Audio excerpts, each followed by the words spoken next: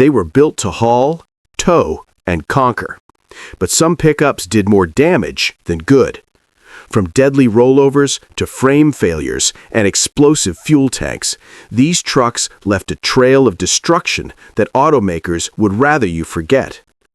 They weren't just unreliable, they were dangerous, unpredictable, and in some cases, downright lethal. These are the 10 pickups that earned infamy. The ones that proved not every tough-looking truck is safe. This killed many people. 10 of the most dangerous pickups of all time. You've never seen anything like this. Chevrolet LUV, 1972 to 1980. The Chevrolet LUV, short for light utility vehicle, arrived in America with a smile, a shiny bow tie badge, and a promise of thrift and practicality. But behind the friendly marketing and bright 1970s optimism lay a pickup that was more nightmare than miracle. Imported from Isuzu and rebadged by General Motors, the LUV was meant to capture the growing market for compact, fuel-efficient trucks during the energy crisis. It looked harmless enough, small, boxy, and eager, yet underneath its thin metal skin lurked some of the most dangerous engineering compromises of its decade. For many buyers, the LUV name turned bitterly ironic. At first glance, the little truck seemed appealing. It was affordable, frugal with fuel, and simple to maintain. Under the hood sat a 1.8-liter four-cylinder engine that was durable enough for short hauls and light work, and its size made it easy to park and drive in crowded cities. But that was where the charm ended. The LUV's cab was barely more than a thin steel shell, with virtually no structural reinforcement. In crashes, even at modest speeds, the cab could fold like an aluminum can, crushing occupants against the steering wheel or windshield. Safety testing was primitive at the time, but the few results that did exist painted a grim picture. In head-on collisions, survival often depended on luck, not design. Braking was another disaster waiting to happen. Early LUVs used small drum brakes that overheated quickly, especially when carrying loads or descending hills. After just a few hard stops, pedal travel increased dramatically, and fade set in almost immediately. Owners reported white-knuckle moments when the brakes simply refused to respond on steep grades. In wet conditions, things were even worse. The rear drums locked easily, sending the truck fishtailing without warning. For a vehicle marketed to small businesses and rural drivers, these flaws were not just inconvenient, they were deadly. Then came the fuel system, a weak point that bordered on criminal negligence. The LUV's fuel lines and tank were poorly insulated and prone to heat-related leaks, particularly in warmer climates. Under the right conditions, fuel could drip directly onto hot exhaust components, creating a perfect recipe for fire. Some owners recounted the terrifying experience of smelling gasoline before seeing smoke rise from under the truck.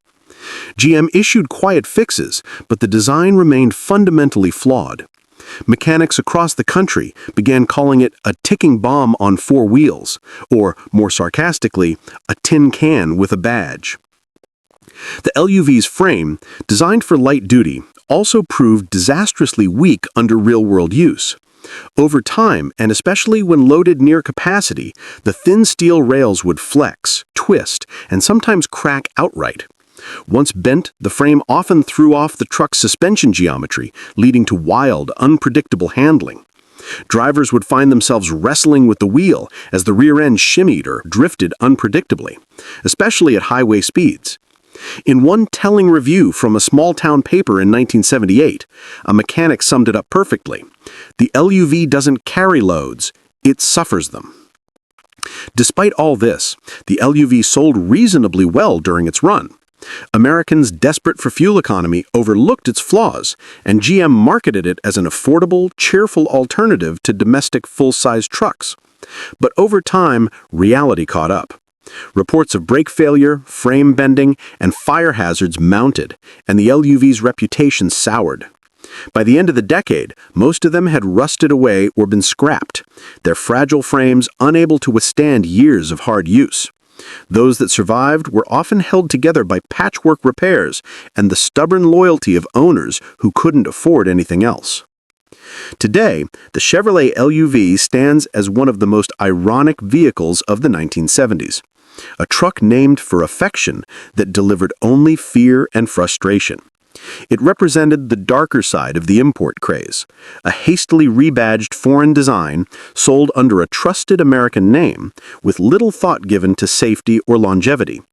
Its cheerful advertising promised economy and dependability, but its real legacy was one of danger and fragility.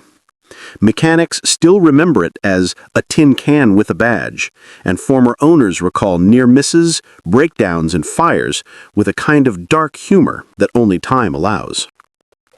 The LUV may have saved a few dollars at the pump, but it cost its drivers peace of mind, and sometimes much more. It was proof that beneath the marketing gloss and corporate optimism, even a vehicle sold under a beloved American brand could turn out to be a rolling death trap, one that left its mark not through love, but through the fear it inspired every time the key turned in the ignition. Ford Courier, 1972 to 1982. When Ford introduced the Courier in 1972, it was meant to be the sensible answer to America's growing appetite for small, efficient trucks. The oil crisis was hitting hard. Japanese imports like the Toyota Hilux were eating into the market, and Ford didn't have a compact pickup of its own. So rather than design one from scratch, Ford turned to Mazda and rebadged their B-Series truck as the Ford Courier. On paper, it was a clever partnership, a tough, thrifty hauler built to wear the blue oval proudly.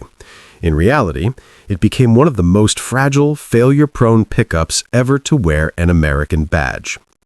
The Courier promised practicality, but it delivered a dangerous lesson in how cost-cutting and badge engineering could turn a promising idea into a rolling liability. The Courier's lightweight body and narrow frame made it nimble in traffic, but also frighteningly unstable under load. Its steel chassis, designed to save weight and manufacturing costs, proved far too weak for real-world use. Owners quickly discovered cracks forming around the cab mounts and rear spring perches, especially when hauling anything close to its rated capacity. Mechanics learned to spot the problem instantly, stress lines around the front cab supports that, if ignored, could turn into full fractures. Once cracked, the frame would flex with every bump or corner, throwing the suspension and steering geometry out of alignment. Drivers often describe the sensation as driving a pretzel on wheels. The steering system was equally infamous.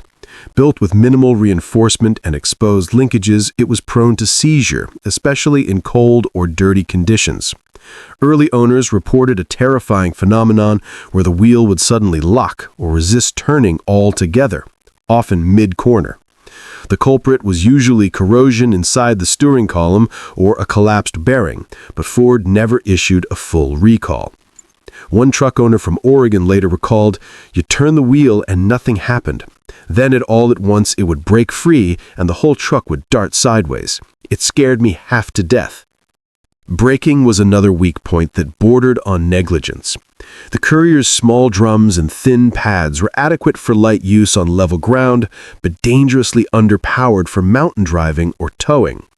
On long downhill grades, the brakes overheated quickly, causing fade and complete loss of stopping power. Rural owners in the western states nicknamed it the runaway Ford, after a series of documented accidents where drivers simply couldn't slow down in time. Even when the brakes worked, they were prone to locking up unpredictably on wet or gravel roads, sending the lightweight truck into sudden spins.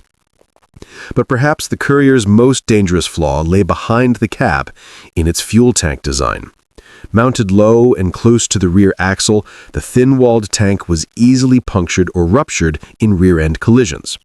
Several early models were involved in fiery accidents, prompting Ford to quietly include the Courier in its early fuel system recall campaigns of the mid-1970s. The fix, however, was little more than a patch, reinforcement straps and better venting, not a full redesign. By then, the damage to the truck's reputation had already been done. Ironically, the Courier wasn't even a bad truck by Japanese standards. In its home market, the Mazda B series it was based on was considered reliable for small loads and city use. But when Americans put it to work like a full-sized pickup, the flaws became deadly obvious. Farmers cracked frames, tradesmen wore out the suspension, and small business owners learned that the Courier's dainty build simply couldn't handle hard labor. What Ford had marketed as tough little workhorse turned out to be more of a paper pony, one that twisted, broke, and burned its way through the decade.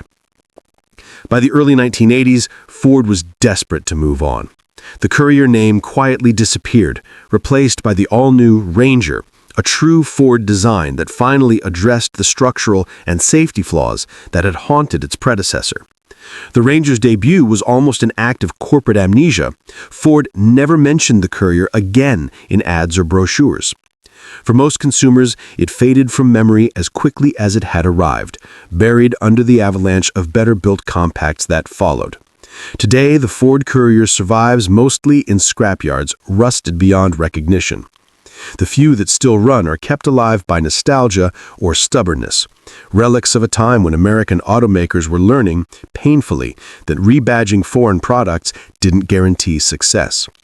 For owners who lived through its failures, the Courier is remembered not as a small pickup, but as a small disaster. As one longtime mechanic put it years later, you could fix its brakes, weld its frame, patch its tank, but you couldn't fix what it was. The Courier was born weak, and no amount of love could make it strong. It was supposed to be Ford's cheap, practical import. Instead, it became a masterclass in everything a truck should never be: fragile, unsafe, and utterly forgettable. The Courier was not just replaced by the Ranger. It was erased, as if Ford itself wanted to pretend it had never existed at all. The Jeep Gladiator and its later J-Series successors, built from 1963 to 1987, stand as a peculiar paradox in American automotive history. On paper, they were the ultimate symbol of toughness, a civilian pickup descended from military lineage, built to conquer anything from mountains to mud pits. In advertising, Jeep proudly claimed that the Gladiator was the truck that does everything. But in reality, many owners discovered that it could also do something else: scare the living daylights out of you. Beneath its rugged shell lay some of the most unnerving handling, braking, and safety flaws ever engineered into a pickup truck. The Gladiator wasn't just a rough-riding workhorse, it was a mechanical daredevil that punished anyone who dared to take it above 55 miles per hour.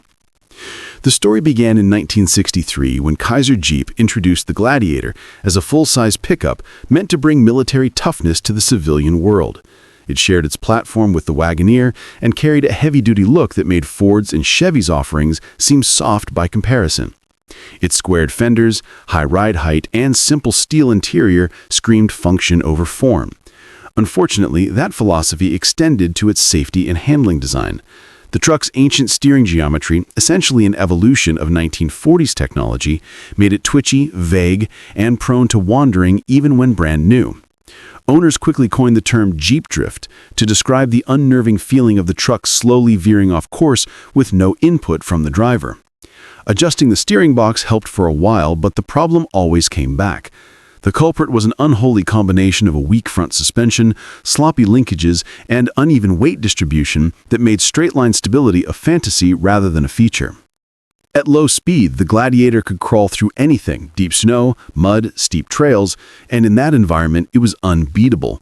But once on a paved highway, the same toughness that made it a hero off-road became a liability.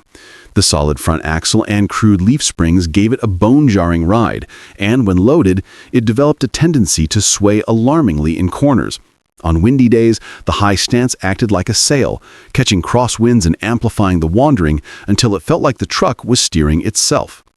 One Montana rancher once said, "You didn't drive a Gladiator on the highway, you negotiated with it, and sometimes it won." Then there were the brakes, or more accurately, the absence of effective ones. Early models relied entirely on unassisted drum brakes, and even after front discs were added in later years, stopping distances were frighteningly long. The heavy solid axles and large tires made fade a constant danger, especially when towing or descending long grades. Tests by contemporary magazines in the late 1970s found that the J-Series pickups took nearly 30% longer to stop from 60 miles per hour than their Ford or Chevrolet rivals. On steep hills, the brakes would overheat, the pedal would sink to the floor, and drivers would find themselves praying more than braking. The situation was even worse in rollover tests. The Gladiator and its AMC-era J-Series successors became infamous for their poor rollover resistance.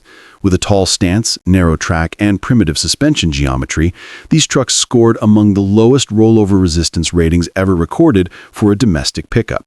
In one 1976 government safety test, the Jeep pickup not only tipped over sooner than any competitor, but did so violently enough to crush its cab roof.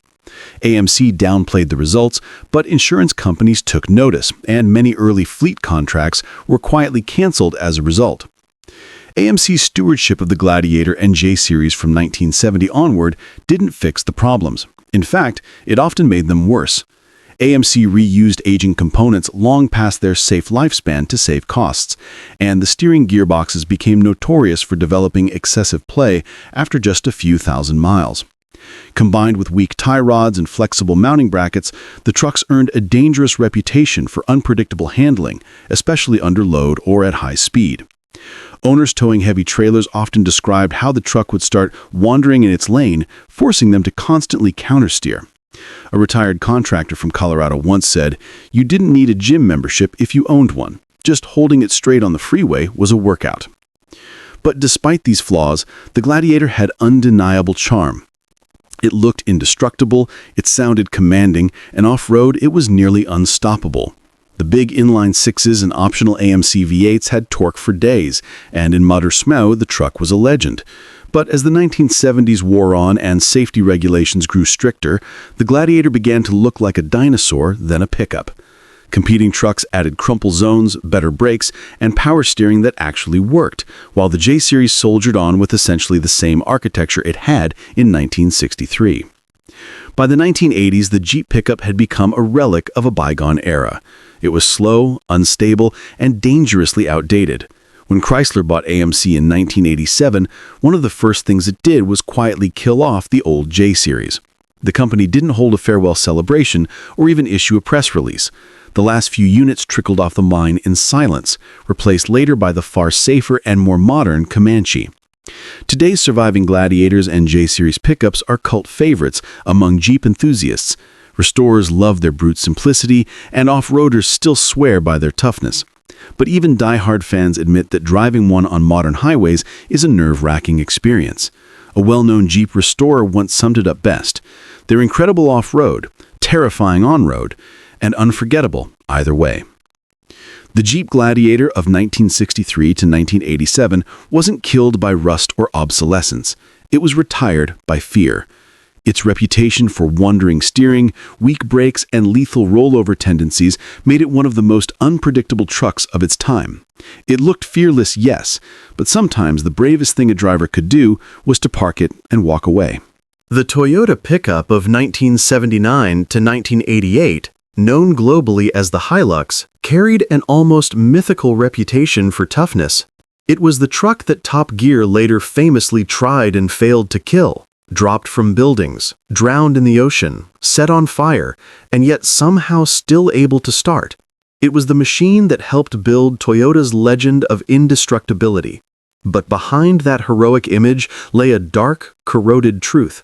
The early North American Hilux models were quietly rotting away from the inside out. Beneath the reputation for immortality lurked a structural flaw so severe that it could turn the world's most reliable truck into a deadly trap. In the late 1970s, Toyota's small pickup entered the American market at exactly the right time. Fuel prices were soaring, and Americans wanted smaller, more efficient alternatives to gas-guzzling domestic trucks. The Hilux, rebranded as the Toyota pickup, was compact, capable, and built like a piece of military hardware. Its four-cylinder engines were nearly bulletproof, the transmissions could take immense abuse, and the four-wheel drive system made it unstoppable off-road. It looked and felt like something forged for eternity. But no one realized that eternity, for many of these trucks, would end in about 10 salty winters. The problem was the frame. Toyota used a type of untreated, uncoated steel that was highly susceptible to rust when exposed to road salt and moisture, conditions that were practically guaranteed in northern parts of the United States and Canada. Unlike modern frames, which have drainage holes and anti-corrosion coatings, the Hilux's ladder frame trapped water and salt inside its box sections. Over time, the trapped brine slowly ate away the metal from the inside out, invisible to owners until it was too late. One day, the frame would look fine. The next, it would be perforated like lace. For many owners, the discovery came in terrifying fashion. There were countless reports of rear axles detaching from the frame entirely, often while the truck was in motion. Drivers would suddenly feel the rear end sag or snap sideways, followed by the gut-wrenching sight of their beds separating from the cab. In some cases, the frame split cleanly in half. Others reported the spare tire and bed collapsing into the axle as the frame rails disintegrated. One New England owner famously said, "It didn't rust, it evaporated." Another joked grimly, "I didn't junk it, it just folded itself in half and gave up." Mechanics hated working on them because the structural rot made jacking, welding, or lifting the truck dangerous. Trying to remove a suspension bolt could result in the entire mount tearing free from the frame. Body shops often refused to repair them, declaring the frame too far gone to salvage. Yet, incredibly, the rest of the truck, the engine, transmission, interior, even the paint, often looked pristine. It was a cruel irony. The mechanicals could outlast generations, but the very skeleton holding them together would crumble into orange dust. By the mid-1980s, Toyota began receiving waves of complaints, especially from northern states like Vermont, Michigan, and Minnesota. Customers who had bought the trucks for their legendary reliability were furious to see them literally collapsing underneath them. Toyota initially blamed owners for improper maintenance, but the evidence became impossible to ignore. Frames were failing on trucks barely a decade old, some with less than 100,000 miles. The issue grew into one of the largest corrosion scandals in Toyota's history. Decades later, Toyota would face massive class-action lawsuits over frame rot, first on the 1995 to 2004 Tacoma, then retroactively on older Hilux-based trucks like the 1979 to 1988 models. The company eventually admitted that its rust-proofing and frame coating were inadequate and launched huge recall and buyback programs. For the later models, Toyota even offered full frame replacements, a staggering acknowledgement that their unbreakable trucks were in fact dangerously fragile where it mattered most. But for the early Hilux owners, there was no such salvation. By the time the recalls came, their trucks had already been scrapped, folded, or patched together with makeshift welds and prayers. Yet, despite this, the Toyota pickup's reputation somehow survived, perhaps because everything else about it worked so flawlessly. The engines never quit, the drivetrains ran forever, and the cabins, though Spartan, were built with simple, honest craftsmanship. Off-roaders still idolize these trucks, calling them mechanically immortal. Some enthusiasts even rebuild rusted-out examples using aftermarket frame kits, determined to preserve what they see as the purest expression of Toyota's reliability. But the truth remains undeniable. The indestructible Toyota pickup had a fatal flaw. Its heart was strong, but its bones were rotten. Under the glossy red paint and the myth of toughness was a frame that could betray its driver at any moment. What was meant to symbolize strength became a quiet lesson in vulnerability, proof that even legends can rust from within. The Toyota pickup of 1979 to 1988 is remembered today as both hero and ghost. A truck that conquered deserts, climbed mountains, and crossed continents, only to be undone by something as simple as salt and time. It didn't die from abuse or neglect. It dissolved, slowly, tragically, in driveways and barns across America. A legend, yes, but one built on metal that couldn't survive its own myth. The Dodge D-Series from 1961 to 1971 was a truck born in an era when strength mattered more than safety. when raw power and brute simplicity were seen as virtues rather than warnings. It was the kind of truck you bought if you lived on a farm, worked in construction, or needed something that could take a beating without complaint.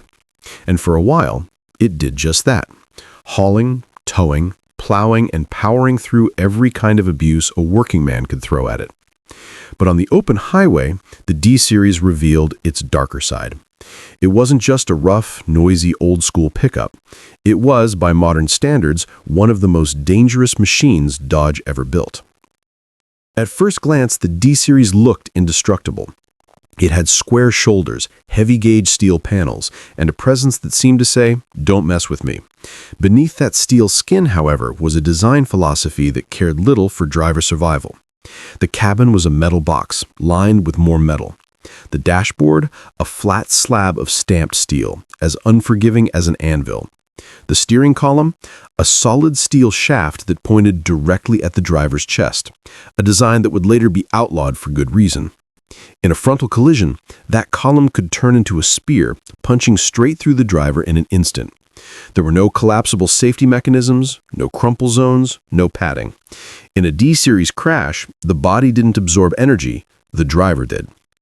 Seatbelts, in the early years, were optional, and few buyers bothered with them. Those who did had only thin lap belts to rely on, and in severe crashes, those belts often caused internal injuries instead of preventing them. Shoulder harnesses were virtually unheard of until the late 1960s, long after the D-Series had already built its reputation. And even then, Dodge's implementation was primitive, with mounting points that often failed under load. Safety glass was basic, side impact protection non-existent, and the steering wheel, a hard, rigid ring of metal, was capable of breaking ribs on impact. But the real menace of the D-Series wasn't just its primitive interior, it was the way it handled, or rather, the way it didn't. Dodge trucks of this era used a front suspension system that was notorious for cracking under heavy loads or prolonged stress. It was common for the upper control arms to develop fractures, especially on trucks used for towing or off-road work. When that happened, the alignment went out instantly, and the front end would shimmy or suddenly dart sideways without warning. On the highway, that could mean instant disaster. There were stories of front wheels folding inward mid-turn, sending the truck careening into ditches or oncoming traffic. One longtime owner recalled, "You could feel the frame groan like it was begging for mercy, and when something finally snapped, you just prayed you had enough room to stop." Speaking of stopping, the brakes were an even greater nightmare.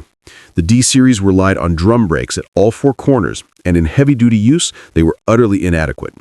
On long downhill grades, they faded almost completely, forcing drivers to rely on downshifting and luck. The pedal travel was long and inconsistent, and the braking balance was poor. Sometimes the rear wheels would lock up first, sending the truck into a spin. Other times the front would drag unevenly. Wet weather made it even worse. A light rain could double stopping distances. In an era when Ford and Chevy were beginning to experiment with power-assisted braking, Dodge stayed stubbornly behind, insisting their trucks didn't need it. The result was a vehicle that could haul a load faster than it could ever hope to stop it. The steering was equally primitive, slow, vague, and incredibly heavy at low speeds. Without power assist, turning the wheel was a workout, and once at speed, it developed so much play that keeping it in a straight line became an act of concentration. On uneven roads, the solid front axle transmitted every bump and vibration directly to the driver's hands, shaking violently on rough terrain. Dodge owners in rural areas often joked, "You don't steer a D-Series, you just aim it and hope for the best." Then there was the ride quality, which bordered on punishment. The D-Series rode on stiff leaf springs designed for heavy loads, and when unladen, it bounced and shuddered like a tractor on cobblestones. The cabin rattled, the bent seat offered no support, and the thin doors did little to block wind or noise. At 60 miles per hour, the truck felt like it was coming apart at the seams, and in some cases, it was. Weld seams on the cab floors and bed supports were known to separate over time, especially on older rust-prone models. The combination of flexing frame, poor suspension geometry, and weak braking made highway driving feel less like transportation and more like a survival exercise. Yet despite its many sins, the D-Series had an undeniable charm. Its engines, from the indestructible Slant 6 to the brawny 318 and 383 V8s, were dependable and full of torque. It could tow, it could haul, and it would start in the dead of winter when other trucks refused. It was a workhorse in the truest sense. Strong, stubborn, and brutally simple. For many rural Americans, it was the only vehicle that could handle both farm duty and family life. But that rugged dependability came at a terrible cost. By the time the 1970s arrived, the D-Series was woefully outdated. Competitors had begun adding disc brakes, power steering, and better crash protection, while Dodge's old Warrior soldiered on with the same crude setup it had a decade earlier. Highway patrols began reporting alarming rates of fatal accidents involving the truck, especially rollovers and loss-of-control crashes. Drivers described how the D-Series stopped when it wanted to, a grim joke that wasn't far from the truth. When Dodge finally replaced it with the redesigned D-W Series in 1972, it was less an update and more an act of mercy. The old D-Series quietly faded from showrooms, its legend living on mostly among farmers, ranchers, and nostalgic gearheads. Today, survivors are rare, often restored for show or nostalgia rather than daily use. The Dodge D-Series from 1961 to 1971 remains a relic of another time. A truck that was honest to a fault, strong but merciless, dependable but deadly. It symbolized an era when tough meant surviving the drive rather than ensuring you'd survive the crash. A machine of power and pride, yes, but also of pain. It could haul anything on Earth, including, if you weren't careful, its own driver straight to the edge.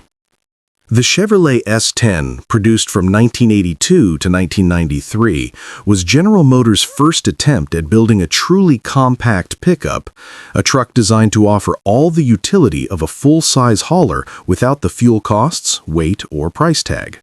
On paper, it sounded like a brilliant idea. The early 1980s were the years of gas anxiety and economic uncertainty, and Americans wanted something smaller, thriftier, and easier to drive than the lumbering CK pickups of the past. The S10 arrived with just that promise, a friendly, efficient little truck for the modern age. But behind its clean lines and can-do attitude, the S10 hid a host of terrifying flaws. What GM sold as a practical everyday pickup was, in truth, a mechanical gamble, a vehicle that could betray you the moment you needed it most. To understand how the S10 went wrong, you have to understand the desperation of early 1980s Detroit. Imports from Japan like the Toyota pickup and Nissan hardbody were eating into America's small truck market. GM, eager to fight back, rushed the S10 into production, cutting corners wherever possible. They used a shortened version of the G-body platform, shared with cars like the Malibu and Monte Carlo, fitted with underdeveloped steering gear, and called it Ready. The result was a truck that looked fine in the showroom, but was dangerously fragile out in the real world. One of the most notorious flaws was its steering system. The S10's steering column was both weak and deadly. It used a rigid, non-collapsible design in early models, a cost-saving measure that turned out to be a fatal one. In a frontal collision, the column could telescope backward directly into the driver's chest. There are countless crash reports describing drivers being impaled or severely injured by the steering shaft during even moderate impacts. Even when it didn't fail catastrophically, the column was prone to breaking or seizing due to internal component fatigue. A GM recall in the mid-1980s addressed some steering linkage issues, but not before numerous incidents had already cemented the S10's reputation for unpredictability. Then there was the front suspension, the Achilles heel of the early S10. GM engineers attempted to balance comfort with utility, but in doing so, created a structure that couldn't handle stress. The control arms and torsion bar mounts were notoriously weak, prone to cracking and bending under heavy loads or hard braking. It wasn't uncommon for trucks used in work duty to experience complete suspension collapse, with the front end dropping onto the tires or even shearing off its mounts. Once the suspension gave way, the truck's handling went from poor to suicidal. One owner recalled after his 1984 S10's lower control arm tore free at 45 miles per hour. The steering box was another headache, vague, loose, and alarmingly prone to sudden failure. Drivers described how the wheel could lock or jump while turning, especially at low speeds or under heavy cornering loads. Combined with the suspension's tendency to flex, the S10 became a vehicle that could suddenly veer off course with almost no warning. Many drivers learned to overcompensate, sawing at the wheel constantly just to keep it straight. One mechanic put it bluntly, "You didn't drive an early S10, you babysat it." Crash safety, too, was abysmal. The cab was small, narrow, and built of thin sheet metal that offered almost no side impact protection. In NHTSA crash tests, the S10 structure deformed catastrophically. The driver's side door could pop open or buckle inward during even modest collisions, crushing occupants between the door and seat. The roof pillars were so weak that rollover accidents, already frequent due to the S10's top-heavy design, often resulted in complete roof collapse. In rollover resistance tests, the S10 failed nearly every evaluation, earning some of the worst scores ever recorded for a light truck in that era. Drivers in rural areas called it the rolling coffin, a nickname that stuck for years among tow truck operators and insurance adjusters. Braking performance didn't help matters either. The early S10s used undersized drum brakes in the rear and small discs up front, both prone to fade after only a few hard stops. When towing or descending steep grades, brake fade could turn into complete brake failure, leaving the driver helpless. The lightweight rear end meant that even mild braking on wet pavement could cause fishtailing or loss of control. GM added power brakes and slightly improved components later in the decade, but the core design flaws remained. To its credit, the S10 was not completely without charm. It was easy to maintain, relatively cheap to buy, and looked sharp for its size. For young drivers, landscapers, and small business owners, it was an affordable ticket into truck ownership. The little inline-4 engines, especially the 2.5 Iron Duke and 2.8 V6, were simple and serviceable, though hardly powerful. The S10's lightness and compact footprint made it nimble in the city, and off-road versions with 4x4 systems were surprisingly capable, until something broke. But that lightness, that affordability, and that simplicity were precisely what made it so dangerous. The S10 was a product of compromise, of corners cut to meet deadlines and price targets. GM had built a truck that looked like a miniature version of their full-size models, but it didn't share their durability or safety. It was fragile, structurally weak, and mechanically inconsistent, a vehicle whose biggest flaw was pretending to be tougher than it really was. By the 1990s, as competitors improved their small trucks with better crash protection and stability, the S10's shortcomings became impossible to ignore. The later models fixed some issues, adding stronger frames, better brakes, and safer interiors, but the damage to its reputation lingered. The early S10s were infamous among mechanics for bent control arms, rusted steering mounts, and cracked frames, a trifecta of danger. Today, the Chevrolet S10 is remembered with a mix of nostalgia and fear. It was the small truck that introduced many Americans to truck ownership, but also one that taught them the hard way that small didn't mean safe. What was meant to be a light-duty horsepower became a light-duty hazard, a truck that might carry your tools faithfully for years, but could just as easily turn on you in a single sharp turn. It was, in the end, the most ironic kind of Chevrolet. A vehicle that looked harmless, promised durability, and delivered disaster.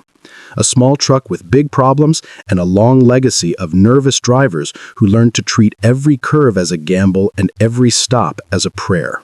The first-generation Ford Ranger, introduced in 1983, was Ford's long-awaited answer to the growing wave of small, efficient Japanese pickups. On paper, it was everything American buyers wanted in the early 1980s. Affordable, compact, fuel-efficient, and unmistakably Ford. It replaced the aging Courier, which had been an imported Mazda in disguise, and marked the company's return to designing a small pickup entirely in-house. But beneath the patriotic marketing and bold styling was a problem that would haunt the Ranger for years, a fatal flaw it shared with its unstable sibling, the Bronco II.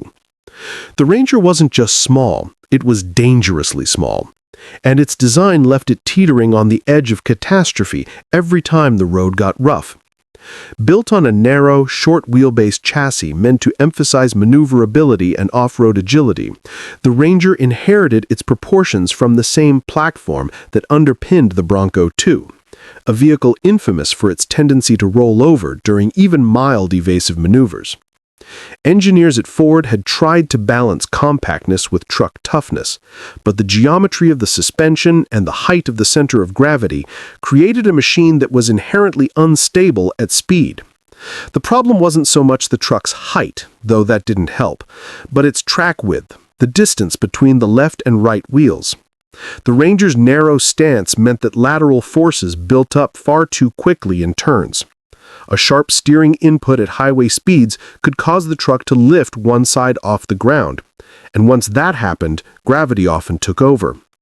Tests later revealed that the Ranger could roll over at speeds as low as 45 miles per hour, sometimes even lower on uneven surfaces or during abrupt lane changes. Ford knew the issue was serious. By 1985, Consumer Reports and insurance data showed that the Ranger and Bronco II had some of the highest rollover fatality rates of any vehicles sold in the United States. But rather than re-engineer the entire chassis, Ford took a piecemeal approach. Anti-roll bars were added, suspension stiffness was adjusted, and tire pressures were changed to reduce sudden weight transfer. None of it solved the core problem. The truck's architecture was fundamentally flawed. Even with those updates, the Ranger continued to flip in real-world crashes at alarming rates. For drivers in rural areas where high-speed cornering on dirt or gravel was common, the Ranger could turn from faithful companion to deadly trap in a split second. What made the danger worse was how deceptively friendly the Ranger felt in normal driving. It was light, responsive, and nimble in the city. The steering was quick, almost car-like, and the short wheelbase made it easy to park or maneuver in tight spaces. But that same twitchy steering that felt convenient in town became lethal on the highway. A moment's overcorrection, avoiding a pothole, swerving to miss a deer, could send the truck into a skid. And once the weight shifted, the Ranger's tall, narrow body would tip. Drivers who survived such incidents often described the same experience. Quote, "It didn't even feel like it was slipping, it just rolled." End quote. Mechanics and safety engineers who worked on early Rangers noticed another problem. The suspension geometry made the truck dangerously unpredictable when carrying loads. When empty, the rear end was so light that it would hop and fishtail under braking or in turns. But when heavily loaded, the balance shifted so much that the front end became overly light, reducing steering control. The Ranger had a very narrow, safe zone for handling. Too little weight, and it was tail-happy. Too much, and the front tires lost traction. Combined with underpowered brakes that faded quickly on descents, the result was a vehicle that punished inexperience harshly. And then came the Bronco II lawsuits. As hundreds of rollover accidents involving the Bronco II filled courtrooms through the late 1980s and early 1990s, investigators began noticing a pattern. Many of the same stability issues existed in the Ranger. Ford's internal documents revealed that engineers had raised concerns about the Ranger's high center of gravity and short wheelbase even before production began, warning that it might not meet minimum stability standards. Yet cost-cutting pressures and the rush to market overruled caution. The Ranger's flaws were essentially baked in from day one. In crash testing, the Ranger performed poorly in rollover resistance and side impact protection. The cab was small and lacked sufficient reinforcement, meaning that in a rollover, the roof often caved in completely. Seatbelt mounts sometimes tore free, and the doors could burst open on impact, ejecting occupants. These failures were devastating, especially since many Ranger buyers were younger or rural drivers who used them for work or recreation, the kind of driving that often involved rough roads or sharp maneuvers. Ford tried to downplay the problem through the 1980s, but by the early 1990s, the evidence was overwhelming. NHTSA data showed that the Ranger and Bronco II had some of the highest rollover fatality rates in their respective categories. Consumer Reports even listed them as among the most dangerous vehicles in America. Though later Rangers, after 1993, benefited from wider tracks and more stable suspensions, the early models never escaped their deadly reputation. Still, the Ranger had a loyal following.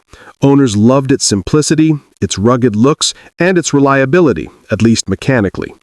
The engines, especially the 2.3-liter four-cylinder and 2.9-liter V6, were sturdy and long-lived, and the truck's small size made it perfect for small businesses, farms, and young drivers.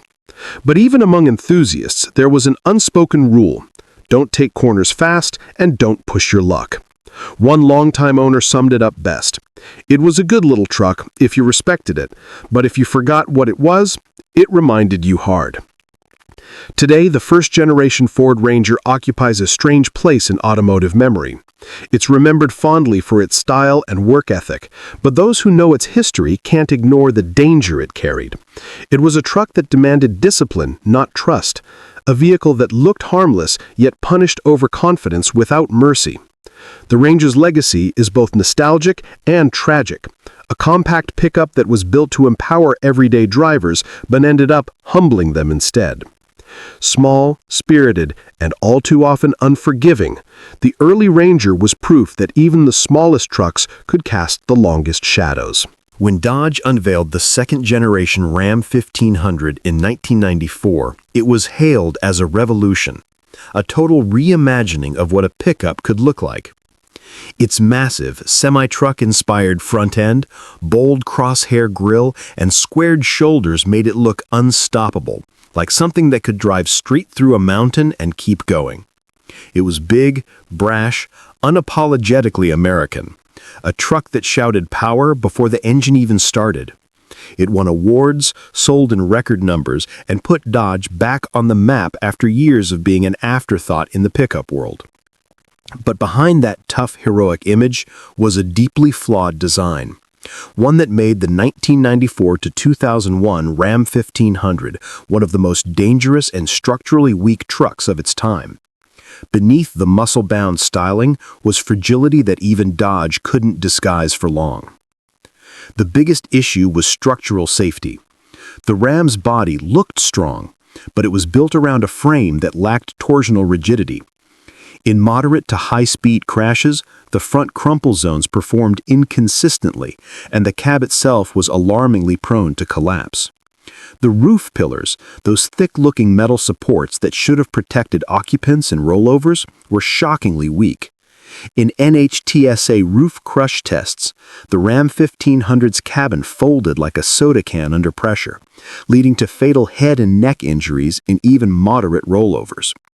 Its sheer height and heavy front end made it naturally top-heavy, which meant that evasive maneuvers, the kind of quick steering input needed to avoid a collision, could easily turn into a violent rollover.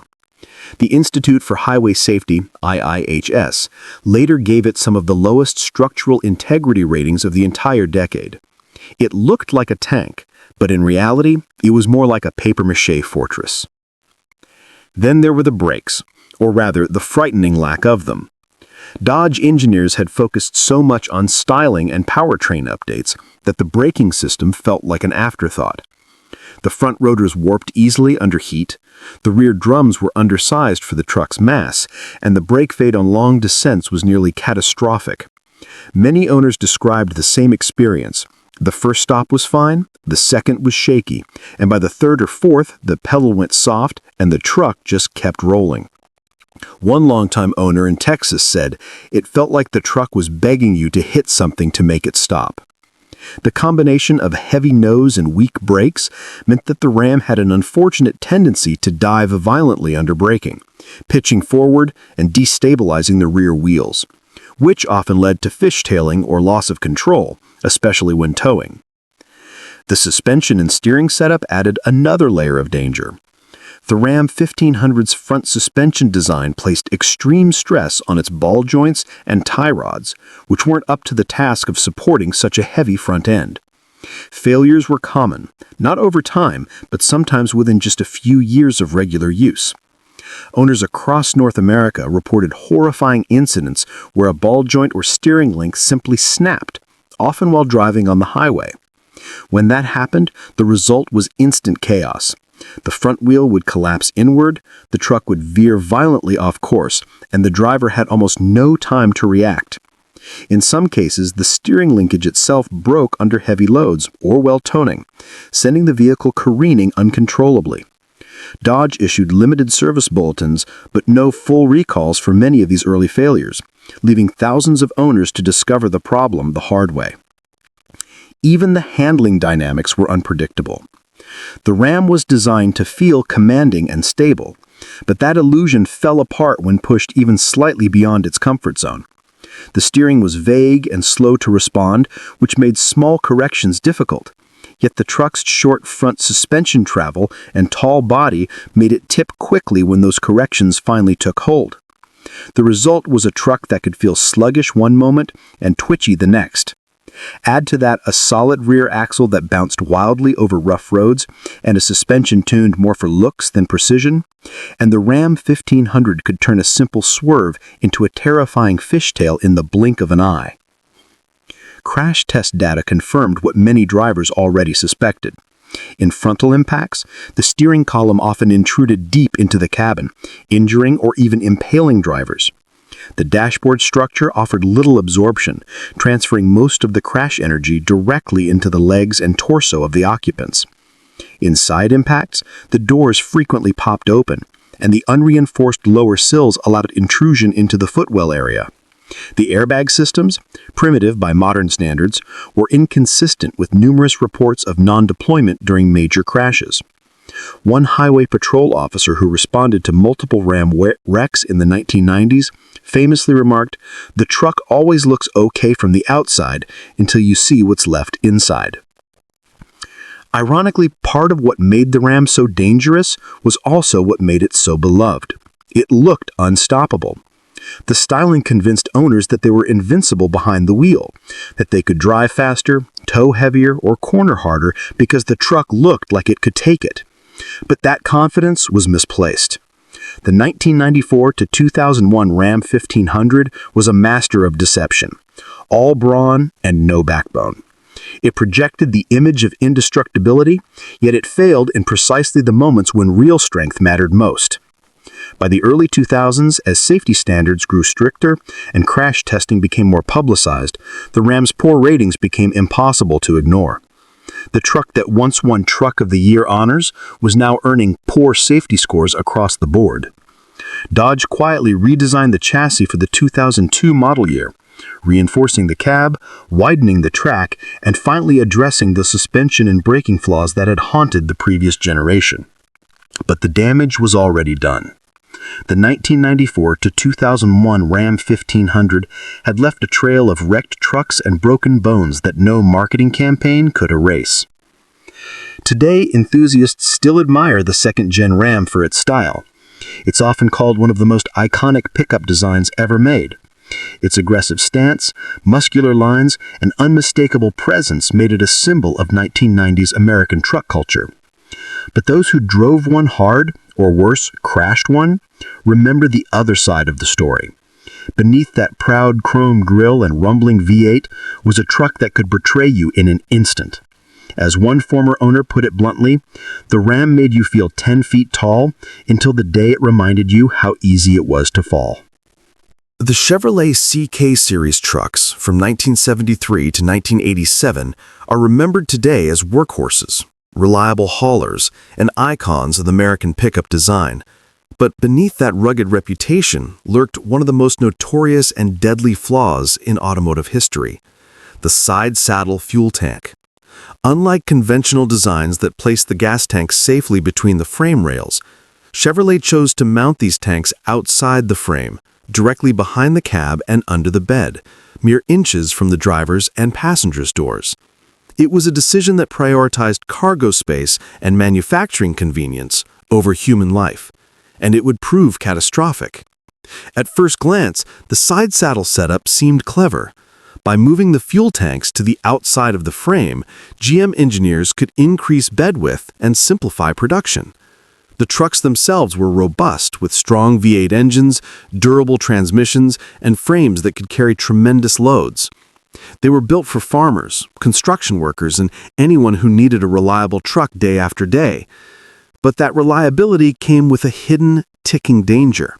The fuel tanks were exposed, vulnerable to rocks, curbs, and, most critically, side collisions. A broadside accident that might have dented another truck could easily pierce a CK's tank, sending gasoline spraying directly onto the cab or roadway. In an instant, a fender bender became a fiery inferno. The consequences were staggering. Thousands of side impact accidents involving these trucks resulted in explosions, injuries, and fatalities.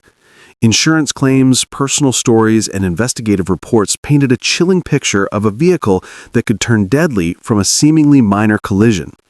Drivers who had trusted Chevrolet for decades found themselves at the mercy of a design flaw that could turn an everyday commute into a life-or-death gamble. One survivor recalled, "I hit the side of a tree at maybe 20 miles an hour.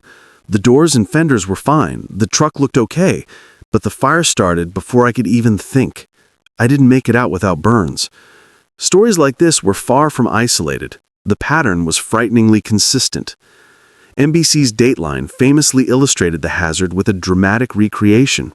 Using carefully staged pyrotechnics, the network demonstrated just how easily a side impact could ignite the external tanks. GM, predictably, sued to prevent the broadcast, arguing that the test was exaggerated and unrepresentative.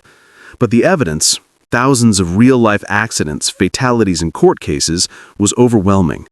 The side saddle tanks were a death trap, and no amount of legal maneuvering could erase the mounting proof. Mechanics and safety experts described the situation as a nightmare. Repairing or shielding the tanks was complicated and costly. Some owners attempted aftermarket modifications to protect the tanks or relocate them, but these solutions were rarely effective, and the majority of vehicles remained dangerously vulnerable. The truck's overall strength and durability, which had earned them loyalty and admiration, offered little protection in a fire. Even in cases where passengers survived the initial collision, the proximity of gasoline to the cab often meant severe burns or vehicle total loss. By the mid-1980s, lawsuits, safety investigations, and public outrage forced GM to act. The side saddle tank design was quietly retired, replaced with safer in-frame fuel tanks in the new generation of CK trucks. But the legacy of the design remained etched in automotive history. The 1973 to 1987 side saddle trucks became a symbol of corporate negligence, a reminder that even well-built, reliable vehicles can harbor hidden dangers. Insurance companies, safety advocates, and journalists often cite them as a cautionary tale, warning that design convenience must never override occupant safety. Despite the danger, the CK trucks continued to be used for decades, often by loyal owners who respected their durability but remained painfully aware of the lurking hazard. The external tanks turned a robust, dependable pickup into a potential mobile furnace. The trucks could still haul, tow, and last for hundreds of thousands of miles, yet each drive carried the silent threat of a catastrophic side impact. The Chevrolet CK side saddle trucks occupy a unique, tragic place in automotive lore. They were workhorses, icons of American engineering, and simultaneously one of the most dangerous production vehicles ever sold. They're remembered not for failing to run, but for running too well with a design that could turn a collision into a catastrophe. For historians, safety advocates, and drivers alike, the 1973 to 1987 CK series is a stark lesson in how design convenience must never override occupant safety. The side saddle Chevy wasn't just a truck. It was a warning in steel and gasoline, a fiery monument to the cost of misplaced priorities. The Ford F-150, during its 1973-1987 twin I-beam era, was a truck that Americans loved, relied on, and often bragged about owning. Yet beneath its rugged exterior and record-breaking sales numbers lay a design flaw that turned every drive into a potential gamble. The F-150 had earned its reputation as the quintessential American pickup, strong, durable, capable of towing, hauling, and surviving long days on the farm or construction site. It was versatile, approachable, and everywhere you looked, from rural back roads to city streets. But the very feature that made it so capable off-road, Ford's innovative twin I-beam independent front suspension, also made it unpredictably dangerous on normal roads. What was marketed as a benefit for durability and comfort off the beaten path became a nightmare when the tires met asphalt. The twin I-beam suspension was revolutionary for its time. By giving each front wheel its own long control arm, Ford allowed for greater wheel travel, durability, and off-road articulation, perfect for trucks carrying heavy loads across uneven terrain. On rough dirt roads, potholes, or rocky trails, the suspension absorbed bumps with a smoothness unseen in other pickups. But this very design came with a sinister downside. Because the beams pivoted independently on each side, the geometry of the front wheels was highly sensitive to load and braking. The slightest miscalculation in weight distribution, cornering speed, or even tire pressure could twist the front wheels inward, causing the truck to wander violently in its lane. It wasn't just uncomfortable, it was deadly. Owners described sudden death wobbles, moments when the steering felt alive, jerking back and forth as the tires lost their grip and the truck threatened to veer off-road or into oncoming traffic. The problem was compounded by the era's braking technology. Early F-150s relied on drum brakes all around, which were notoriously prone to fade under repeated use, heavy loads, or steep descents. Press the pedal too hard, too often, and the drums would heat up, expand, and lose efficiency. A truck with a high center of gravity, sudden wheel twists from the twin I-beam suspension, and fading brakes was a recipe for chaos. Many drivers found themselves fighting the steering just to stay in their lane, while the back end of the truck swayed unpredictably. On wet or icy pavement, the risk of rollover increased dramatically. Owners frequently recounted terrifying encounters. One farmer described descending a hill fully loaded. I hit the brakes, felt the front end twist, and for a moment I wasn't driving, the truck was driving itself. I barely kept it off the fence. Another trucker noted the wandering steering. It's like the front wheels had a mind of their own. You correct, it overcorrects, you swerve. It's a nightmare in traffic. These incidents were not anomalies, they were systemic, repeating across hundreds of thousands of vehicles, and they earned Ford countless lawsuits throughout the 1970s and 1980s. The company defended the twin I-beam as a proven, robust suspension, emphasizing off-road durability while quietly acknowledging that it required careful driving on paved roads. Mechanics often warned that improper maintenance could worsen the dangers. Worn ball joints, misaligned control arms, or mismatched tires could exaggerate the wobbling and steering wander, turning a minor imperfection into a full-blown accident risk. Even under ideal conditions, however, the suspension's fundamental design meant that every turn, stop, and evasive maneuver carried a level of unpredictability absent in other trucks. It was a vehicle that demanded respect, concentration, and a hands-on approach at all times. Rollover risk was another grim reality. The combination of a narrow track, high ride height, and sudden front wheel shifts meant that the F-150 could tip over in maneuvers that would be innocuous for other pickups. Insurance and government crash data from the era revealed alarming rates of single-vehicle accidents, particularly on rural winding roads and highways. NHTSA and IIHS assessments highlighted the truck's propensity to roll under evasive steering, making it one of the more dangerous full-size pickups of the decade, despite its popularity. Yet, despite all the dangers, the twin I-beam F-150 endured. Ford's reputation for ruggedness, brand loyalty, and the truck's undeniable off-road prowess kept it in high demand. Owners learned to respect the truck's quirks, adjusting tire pressures, moderating speed, and driving defensively. For many, it was a small price to pay for a truck that could carry enormous loads, tackle rough terrain, and survive decades of work without falling apart. Today, the 1973-1987 F-150 twin I-beam is remembered as both a legend and a cautionary tale. Its sales numbers and cultural impact are undeniable, the quintessential American pickup that helped define a generation of truck owners. But behind that iconic grille and muscular body was a machine that demanded vigilance, one that could turn from dependable workhorse to dangerous hazard in the blink of an eye. The twin I-beam era F-150 was a truck that taught drivers respect the hard way. Small mistakes could cascade into life-threatening situations, and even the most skilled hands had to stay alert every second behind the wheel. It was big, bold, and mean-looking, yet fragile in ways its appearance never revealed. A true American icon, tempered by danger.